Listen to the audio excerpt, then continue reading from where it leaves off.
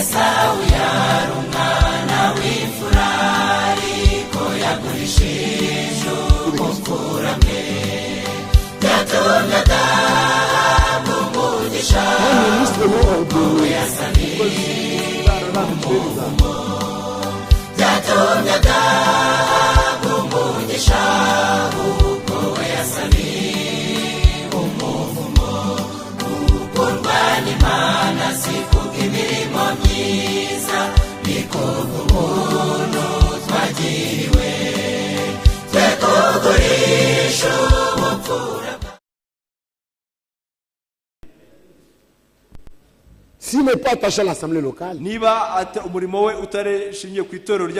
partout il va prêcher, on doit le payer. Un ministre qui a fini 6 mois sans prêcher, peut-il recevoir son salaire du fin du mois? Il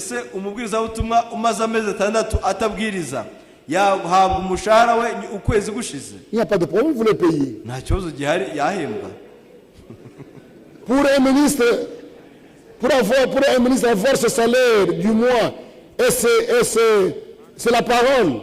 Ese umubwiriza butumwa kugira ngo ahabwe umushahara wa buri kwezi ese bihwanye bigendanye n'ijambo ry'Imana. Monsieur le ministre qui travaille dans l'église, on le paye. Buri mukozi w'Imana wese ukora mu itorero arahembwa. Il y a un ministre, c'est un ancien. S'il n'est pas attaché à une assemblée locale, partout il va prêcher, on doit le payer. Quelqu'un peut-il être pasteur de 13 assemblées? Non. Quelqu'un peut être pasteur de 13 assemblées? Non, non. Quand tu as commencé une assemblée, elle grandit, tu mets les anciens. Tu vas encore là-bas, tu mets les anciens. Mets les anciens de chaque assemblée. Et quand tu mets les anciens, tu n'es pas le super, tu n'es pas super général. Tu es ministre. Et s'ils sont bien, tu as fait ce travail, ils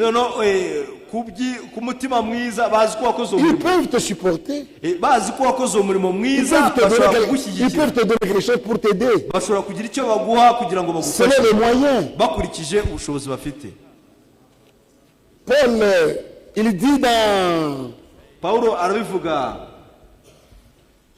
il dit dans Corinthiens, dans 2 Corinthiens, Paul n'avait pas une assemblée. Paul n'avait pas une assemblée à laquelle il était attaché.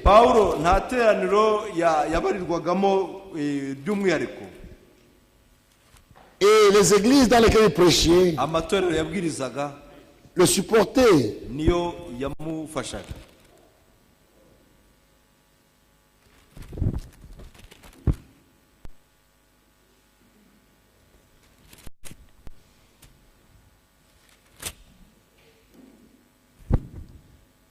Dans 2 Corinthiens 11, verset 8, il dit aux Corinthiens, j'ai dépouillé d'autres églises en recevant d'elles un salaire pour vous servir. Et lorsque j'étais chez vous et que je me suis trouvé dans les besoins, je n'étais acheté de personne. Quand les frères venaient de Macédoine, on trouvait ce qui me manquait. Quand quelqu'un a fait un travail au milieu de vous, il a, Dieu par son ministère, il a fondé beaucoup d'assemblées. Et il met les anciens dans chaque assemblée. On ne doit pas l'oublier. On doit penser à lui. L'aider avec quelque chose pour survivre. Toutes ces églises où Paul avait travaillé, il lui envoie quelque chose, il a gagné un salaire. Et c'est comme ça. Peut-on raconter avec un frère livré à Satan entre les mains? Je ne comprends pas la question. ntabwo iki kibazo mbasha kwisobanukirwa neza ngo ese ushobora Quand il a été livré à Satan. washyizwe mu maboko ya satani. Mais s'il me dit bonjour, je dis bonjour. aramutse ambwiye ngo waramutse namusubiza ni nawe waramutse.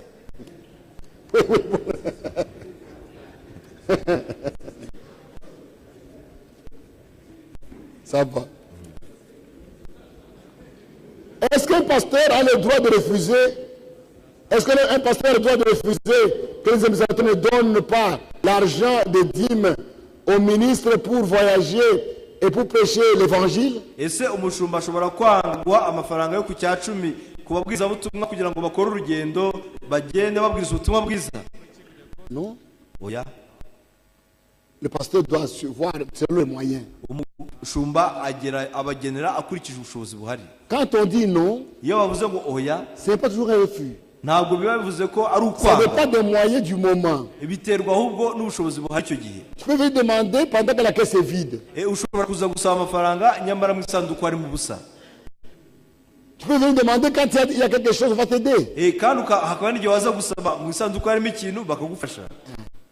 Que dire d'un ancien qui n'exhorte jamais l'église? Ese ni iki wavuga ku mukuru w'itorero utajya usohoka mu itorero na rimwe? Mais il a été placé par quelqu'un. Ariko yashyizweho aho ngaho muri iryo torero. Celui qui l'a placé, lui, celui qui rendra compte devant Dieu. Uwamushyizeho niwe uzabibazwa imbere y'Imana. Il ne s'est pas imposé comme ça, on l'a placé. Ntabwo iwe yishyizeho nk'umukuru w'itorero ahubwo Celui qui l'a placé était censé connaître la parole de Dieu. Uwamushyizeho niwe wagombaga kuba azi ijambo ry'Imana. Mais s'il a placé celui qui ne pêche pas, c'est son problème avec Dieu. Ariko niba yarashyizeho umutabwiza ijambo ry'Imana ni ikibazo cy'Imana. Laissez-le tranquillement parce qu'il a été placé. Mumurekere amahoro kuko yashyizweho.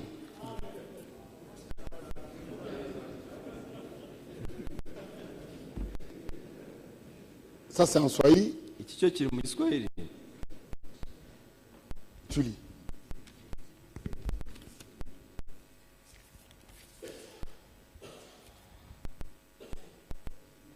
Voilà. On va lire ça après. Turaza kuyisoma nyuma. Pour donner à quelqu'un qui écrit, tu écris ça bien. Ubyandike neza. Dans une église, le pasteur comprend les choses différemment de son associé. Mu itorero umushumba akaba yanditse ibintu mu buryo. Que peuvent faire les ministres? Mu itorero umushumba akaba atumva neza ibintu kimwe n'umushumba umwungije. Ese abakozi bo bakora iki hagati aho? C'est déjà faux. Ibyo byarapfuye imbere na mbere. Qui les a placés comme ça? Ninde wabashyizeho gutyo? Ceux qui les a placés qui a la faute. Uwabashyizeho niwe wakoze amakosa. On place les gens qui ont une foi. Bashyiraho abantu bahuje umutima. Mais ça peut arriver, on a passé des gens bien. Ariko bishobora kugera ko hashyizweho abantu bameze neza. neza. Après un change. Nyuma y'igihe runaka bagahinduka. Priez. Noneho musenge. Priez. Nugusenga. Dans l'église, si un ministre ou un pasteur ne comprend pas les choses complètement, et n'écoute pas les orations, que peuvent faire les autres pour l'aider? Priez pour lui. Dieu va l'aider. La révélation vient de Dieu. Il ne faut jamais forcer.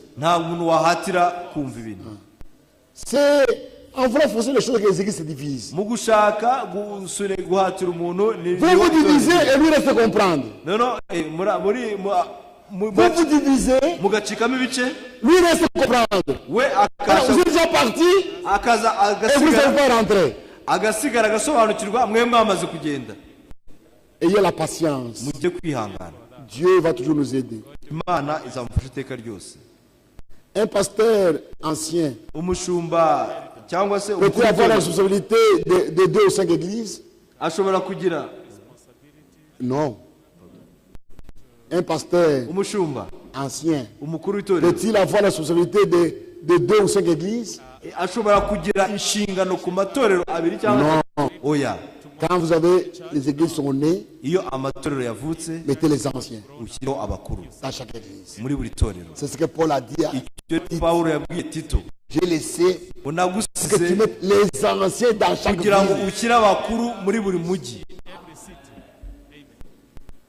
Après combien de jours faut-il ordonner un ministre?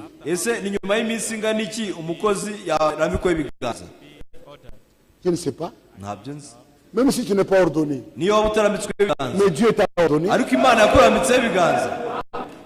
Les mains de quelqu'un c'est quoi? L'imposition de main c'est quoi? Se reconnaître seulement ce que Dieu t'a déjà donné. Continue à prêcher. Même si on t'a pas imposé les mains, continue à prêcher.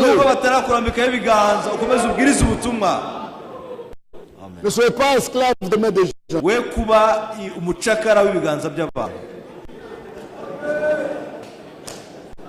Après combien de jours faut-il mettre l'ordre dans l'église?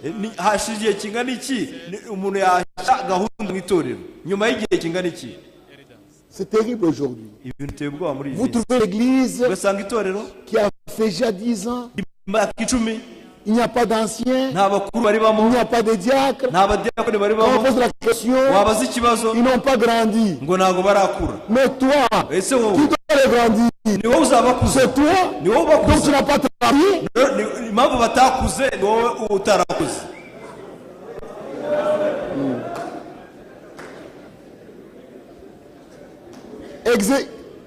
Existe-t-il la doctrine de père dans la foi? Non, il n'y a pas de père dans la foi. Notre père c'est Dieu. C'est tout. On peut respecter quelqu'un parce qu'il s'appelle la parole de Dieu, mais ce n'est pas un titre. Ce n'est pas un titre. Il y a des gens qui pensent ça comme un titre différent. Je suis le père dans la foi. Même s'il est dans la fausse doctrine, il joue le père dans la foi. Parce qu'il m'avait prêché. Tu m'as prêché. Mais celui qui m'a sauvé, c'est Dieu. Ce n'est pas vous. Abandonne ces choses-là de père dans la foi. En cas de problème chaotique dans l'église locale, un pasteur voisin peut-il prendre sa responsabilité et destituer les offices?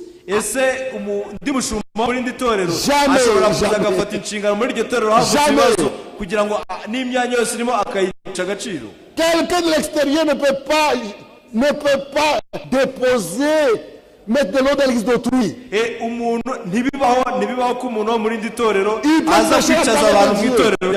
peut prêcher la parole de Dieu. Mais chaque église est indépendante de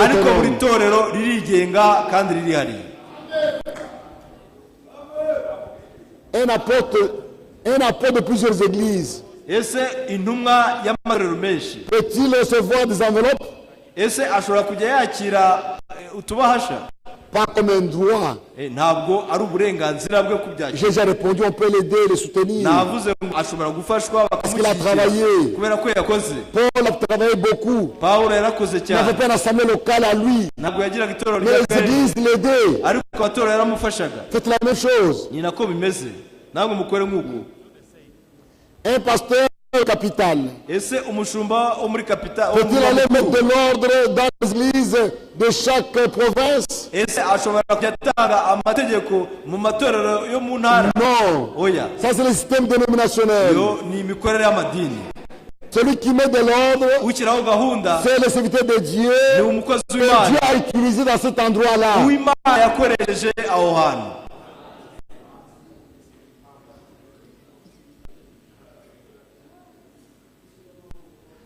Un ministre et pasteur vivant dans une église sans moyens financiers,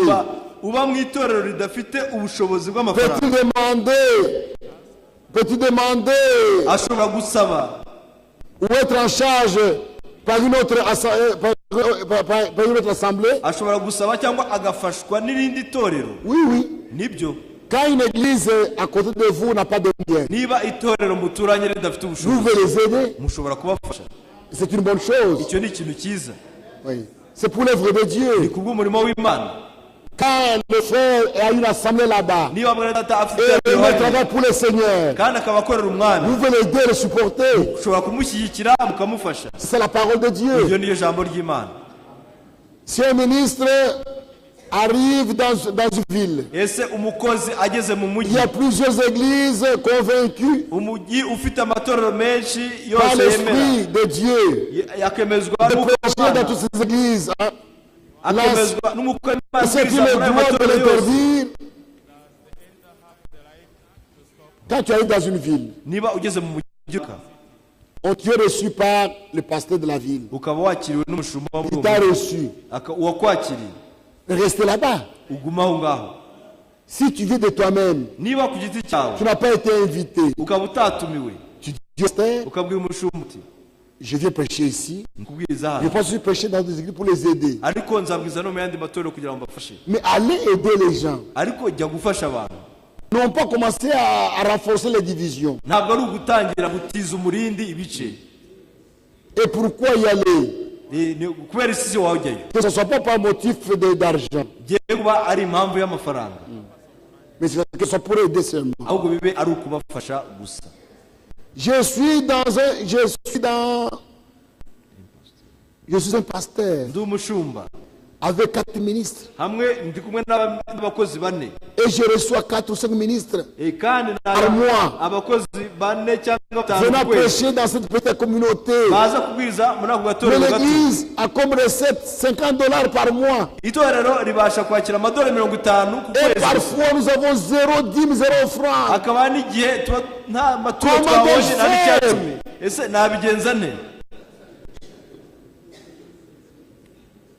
Ne faites rien. Dites aux frères, nous n'avons pas de moyens. Prêche la parole de Dieu. Nous n'avons rien à te payer. Dieu te bénira. N'allez pas emprunter l'argent pour payer le prédicateur.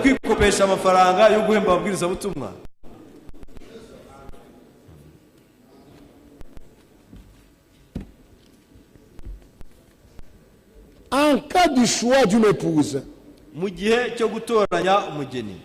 un croyant du message peut-il épouser une dénominationnelle? Est venu